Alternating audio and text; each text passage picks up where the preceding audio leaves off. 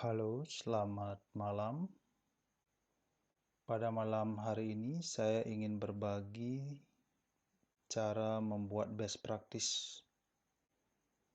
Ya, saya di sini bukan ahli, bukan pakar, tapi saya pernah membuat best practice ya sebagai guru.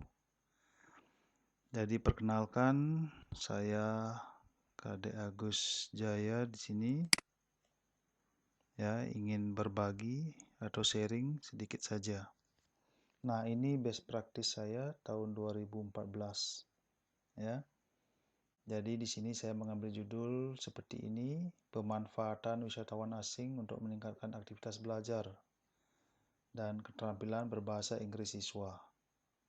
Ya, tentunya saya sadar ya di sini pasti ada banyak kesalahan-kesalahan, tetapi ya seandainya teman-teman di sini ya ingin menyimak ya dipersilakan.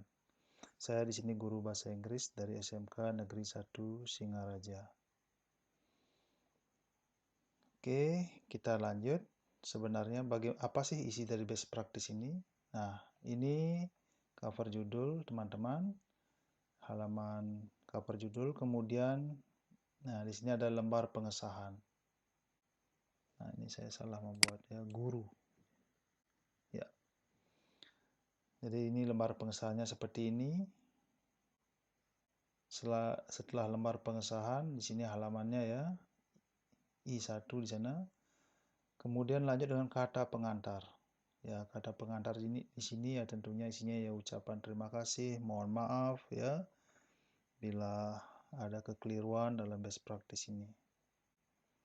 Setelah itu di halaman I3 ada daftar isi. Daftar isi itu ada lembar pengesahan, kata pengantar, daftar isi, abstrak. Nah, bila ada daftar tabel ya boleh diikutkan, daftar gambar, daftar lampiran. Kemudian, nah ini yang paling penting, bab 1 itu pendahuluan, ada latar belakang, pendekatan penyelesaian masalah, ya. Karena latar belakang itu isinya tentu kesenjangan ya, harapan dan kenyataan ya, das Wollen dan das Sein. Nah, dari kesenjangan itu kemudian kita di sini harus memiliki sebuah upaya untuk menyelesaikan masalah tersebut. Pendekatan apa? Kemudian ada tujuan dan manfaat di 1.3 ya. Selanjutnya di bab 2 di sini ada langkah pemecahan masalah. Hambatan-hambatannya seperti apa? Penggunaan instrumen apakah ada atau tidak ya, ini boleh diisi nanti. Kemudian ada rencana pengembangan. Nah, ini kemudian 2.4 ada tempat, waktu dan lembaga penunjang sesuai dengan isi ya best practice Ibu Bapak. Kemudian bab 3 ada pencapaian hasil. Hasilnya seperti apa, kemudian pembahasannya seperti apa. Nah, perlu saya sampaikan di sini best practice ini kan ya pengalaman terbaik ya, pengalaman terbaik Ibu Bapak sekian kurun waktu. Apa yang telah Ibu Bapak lakukan begitu. Ini berbeda dengan CAR ya, Classroom Action Research atau PTK. Itu berbeda sedikit.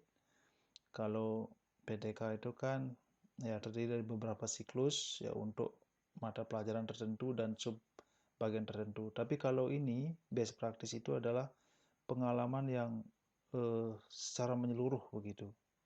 Ya, dalam kurun waktu biasanya sampai tahunan begitu. Tidak beberapa hari, tidak beberapa bulan, tapi tahunan. Nah, itu best practice ya yang saya ketahui. Mohon maaf jika saya ada kesalahan. Lanjut bab 4, bab 4 ini adalah simpulan dan saran. Kemudian ada daftar pustaka dan lampiran-lampiran. Nah, ini abstraknya ya. Seperti ini ada kata kunci. Kemudian ini daftar tabel saya, daftar gambar, daftar lampiran. Ya. Oke, ada pendahuluan seperti yang saya jelaskan tadi.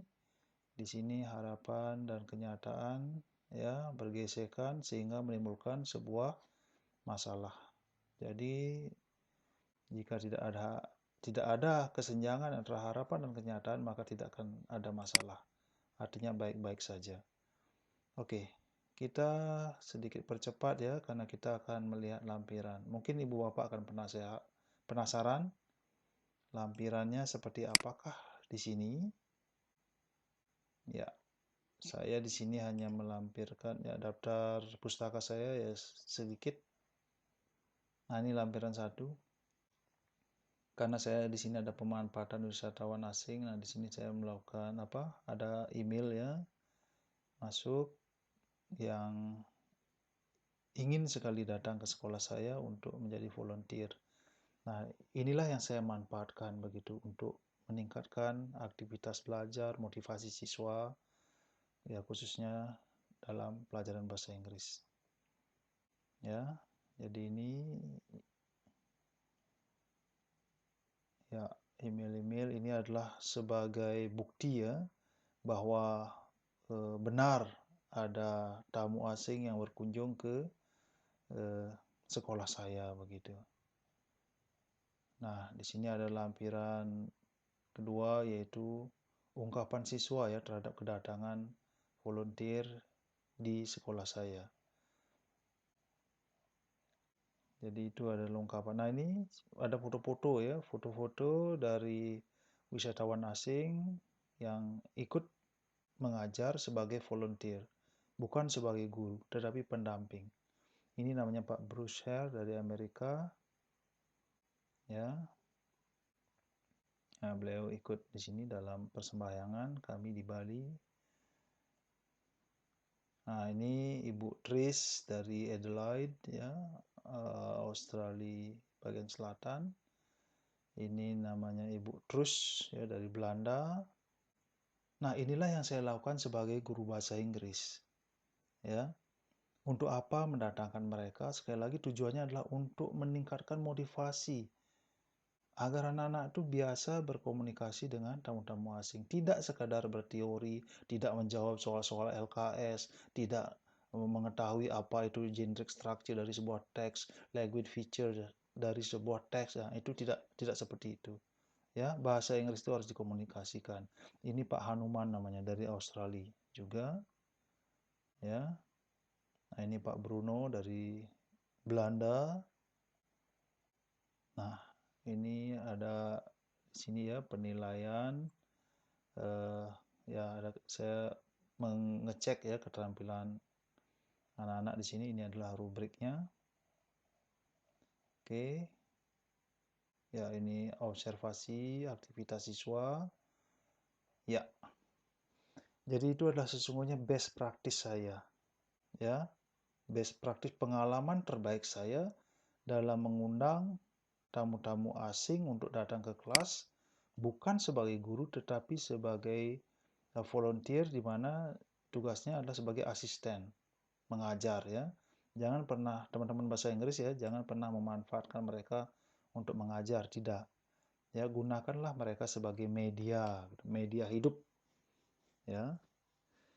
Misalnya dalam mengecek pronunciation atau pengucapan, mengecek tata bahasa ya tentunya mereka lebih tahu dibandingkan kita kan. Nah, jadi begitulah best practice saya ya. Itu kita tuangkan dalam tulisan sederhana ini di sini cuma 37 halaman. Ya. Baik Ibu Bapak, jadi semoga ya bisa dipahami ya, sukses selalu dalam mengikuti lomba apa itu namanya? Apresiasi ya bagi guru. Ya. Selamat malam dan jangan lupa ya sudi kiranya untuk subscribe